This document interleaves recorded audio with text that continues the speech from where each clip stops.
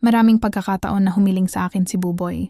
Ang gusto niya ay tuluyan na akong maangkin, pero lagi akong tumatanggi.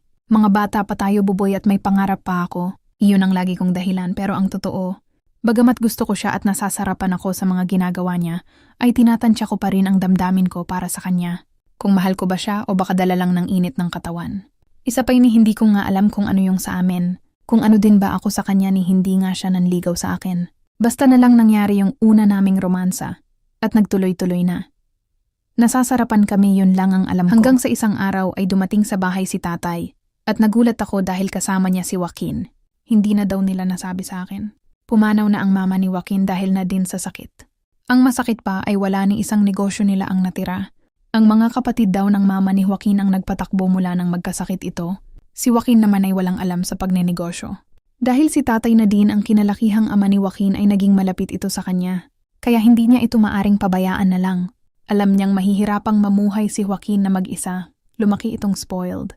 Walang alam na trabaho dahil hindi naman ito nakaranas ng hirap ng buhay. Sa madaling sabi ay sa bahay namin titira si Joaquin kasama namin ni Lola. Nay, okay lang po ba sa inyo na dito muna tumira si Joaquin? Abay, oo naman, basta hindi lang siya maselan sa pagkain, okay siya dito. Masasanay din po siya na magkakaharap kami noon sa hapagkainan kasama si Buboy. Napansin ko na parang nag-iba si Joaquin. Tahimik lang ito at tipid kong ngumiti. Inisip ko na lang na marahil ay nagluluksa pa sa pagkamatay ng mama niya. Naalala ko tuloy yung nga panahon na madalas niya akong asarin at tuksuhin. Yung tawag niya sa akin noon na kangkong dahil mahilig ako sa kangkong. Yung sinabi ko sa kanya noon na kakain din siya ng kangkong. Mukhang magkatotoo na yun sa isip-isip ko pa, dahil yun ang madalas naming ulamin.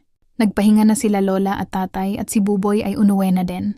Nasa silid ako, hindi ako makatulog, iniisip ko si Joaquin. Alam kong nasa sala lang to natutulog. Wala kasi kaming ekstrang silid. Hindi naman sila maaring magtabi sa higaan ni tatay. Binata na siya at mahihiya na tumabi yun kay tatay. Lumabas ako ng silid para uminom ng tubig. Madilim na ang paligid dahil patay na ang mga ilaw. Papunta sa kusina ay nadaanan ko ang sala. Kahit madilim ay kita ko ang paggalaw ni Joaquin habang nakahiga. Napahinto ako sa tapat niya. Hindi ko maaninag ang mukha nito. Matagal ko itong pinakiramdaman. Naisip ko kasi na baka nahihirapan siya makatulog dahil unang gabi niya iyon sa bahay. Didiretso na sana ako sa kusina nang bigla na lang itong magsalita. Bakit di ka pa natutulog mo na sabay bangon nito? Nalito ako sa isasagot ko.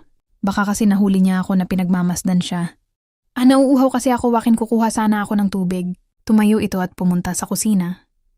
Pagbalik ay may dala na itong pitsel ng tubig at baso. Sinalinan niya ang baso at iniabot sa akin. Salamat, pero kaya ko naman kumuha ng tubig sa ad ko. Hindi ito sumagot, umupo lang ito. Ako naman ay umupo din sa maliit na sofa. Ininom ko ang tubig na binigay niya. Tumayo siya at binuksan ang ilaw. Bigla akong napahawak sa hita ko para takpan yun. Maiksi at manipis na short lang ang suot ko. Yun kasi ang lagi ko pantulog. Napansin niya ang pagtatakip ko sa hita ko. Kinuha niya ang kumot niya at inabot sa akin. Alam ko na ang ibig niyang sabihin na gamitin ko ang kumot para itakip sa hita ko. Naninibago ako sa kinikilos niya. Ibang-iba na ito sa dating Joaquin na makulit, mapang-asar at presko. Ngayon ay tahimik lang ito.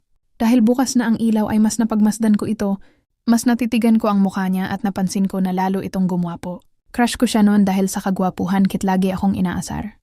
At ngayon binata na siya ay mas lalong lumitaw ang gandang lalaki. Hindi ko maintindihan ang naramdaman ko. Para bang nabato-bala niya ako sa pagtitig ko dito? Parang ang saya ko na hindi ko maiplaliwanag. Hindi ka pa matutulog? Tanong niya. Matutulog na din, sagot ko. Humiga ito at hindi na muling nagsalita pa. Kaya kahit nais ko pa itong kakwentuhan, ay ala na akong nagawa kundi bumalik sa silid ko. Ilang oras pa akong nag-isip bago tuluyang makatulog. Hi now na. Nagising ako sa pagtapik-tapik sa akin ni Buboy. Tanghali na muna, bumangon ka na daw, sabi ni Lola. Ano ka ba, Buboy, pasok ka ng pasok agad?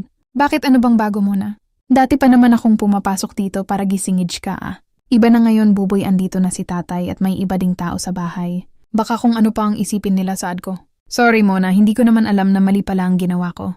Wala naman mali, Buboy, dahil dati mo naman yun ginagawa. Pero sana maintindihan mo. Ayaw ko kang mag-isip ng iba sila, tatay. Sorry ulit, Mona.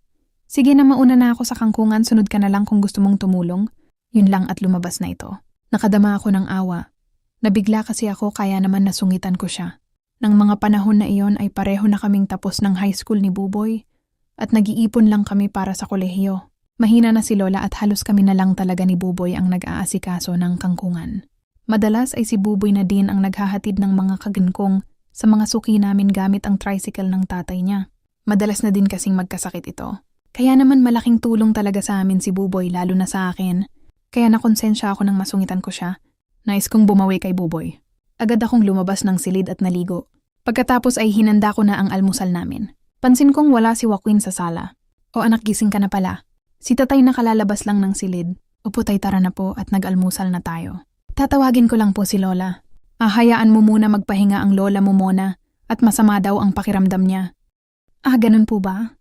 Si Joaquin nga po pala, tayasan? Andun sa likod tumulong kay Buboy. Talaga? Gulat na tanong ko kay tatay. Oo anak, kailangan niya matuto sa buhay dito muna kaya OJ lang yun tumulong siya. Hindi ko maintindihan ang sarili ko. Pero nakadama ako ng pag-aalala dito. Dali-dali akong pununta sa kangkungan para tignan ito. Uy Joaquin, bakit ginagawa mo yan? Baka hindi mo kaya, ako na dyan, saad ko. Kaya ko naman siguro muna pag-aaralan ko. Tsaka wala din naman akong gagawin. Sigurado ka ba? Ikaw ang bahala ha, pero pag di mo kaya wag mong pilitin. Hindi na ito sumagot at tipid ng ngiti lang ang ibinigay sa akin. Lumipas pa ang mga araw at buwan. Patuloy ang pagpaparamdam sa akin ni Buboy ng kagustuhang maulit-uli ang mga dati naming ginagawa. Pero kahit nasasabik din ako ay pinipilit kong umiwas. Si Joaquin na kasi ang laging laman ng isipan ko. Tuwing nakahiga ako bago matulog ay lagi ko itong naiisip. Kung ito ang magpaparamdam sa akin ay baka hindi ko mapigilan at bumigay ako. Kung ano ba ang isasagot ko sakaling isang araw ay magtapat ng pag-ibig sa akin ito. Kung ano ba ang gagawin ko kung sakaling bigla na lang akong yakapin o halikan nito. Tatanggi ba ako o hindi? Yun ang gabi-gabing laman ng isip ko. Ang dahilan kung bakit napupuyat ako. Kung bakit kahit namimiss ko ang romansa ni Buboy, ay pilit ko itong iniiwasan. Kung bakit pilit kong iwinawaksi sa isip at puso ko si Buboy. Pero umabot na ang isang taon ay walang ginawa, walang sinabi. Hindi man lang nagparamdam ng kahit konting interes sa akin si Joaquin. Ano ang gusto nito? Ako pa ang manligaw? Halos ako na ang magpakita ng motibo. Ako na ang magpaparamdam pero bakit manhid ito? Minsan naisip ko tuloy baka bakla ito. Kasi madalas pa siyang makipag-usap kay Buboy. Baka si Buboy ang gusto niya. Hanggang sa napagod at nainip na ako na umasa dito. Siguro nga ay hindi ako ang tipo nito sakaling hindi man ito bading. Itinigil ko na ang pantasya ko. Malaking kalokohan lang siguro ang umasa pa ako na magugustuhan nito. Pare-parehas kaming nag-aaral ng kolehiyo noon. Si Buboy at Joaquin ay mas naging malapit na magkaibigan. Magkatropa, mas madalas na sila na nga ang magkasama.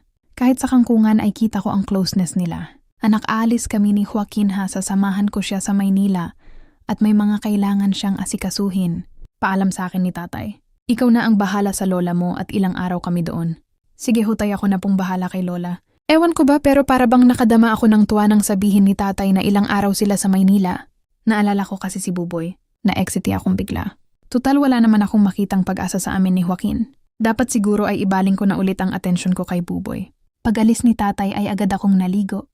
Alam kong dadating si Buboy. Dinalhan ko ng pagkain si Lola sa silid nito at pinainom ng gamot. Lola, pag may kailangan kayo tawagin niyo lang po ako ha, saad ko.